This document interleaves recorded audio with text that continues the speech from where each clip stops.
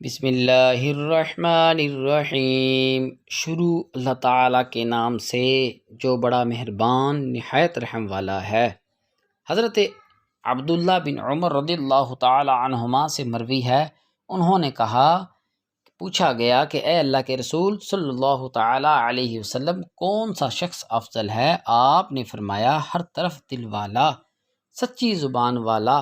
صحابہ نے کہا سچی زبان والے کو تو ہم جانتے ہیں، یہ صرف دل والا کون ہے؟ آپ صلی اللہ علیہ وسلم نے کہا متقی، پرہیزگار، صاف شفاف، جس میں نہ کوئی گناہ ہے، نہ سرکشی ہے، نہ کینہ ہے اور نہ حسد۔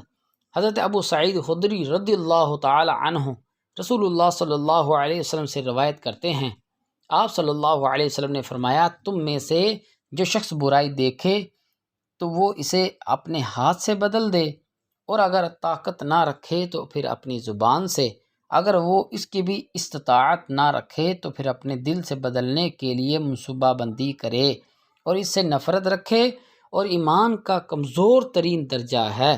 اللہ تعالیٰ ان احادیث مبارکہ پر عمل کرنے اور دوسروں کو شیئر کرنے کی توفیق عطا فرمائے۔ آمین بجاہ النبی الامین وصلی اللہ علیہ وسلم۔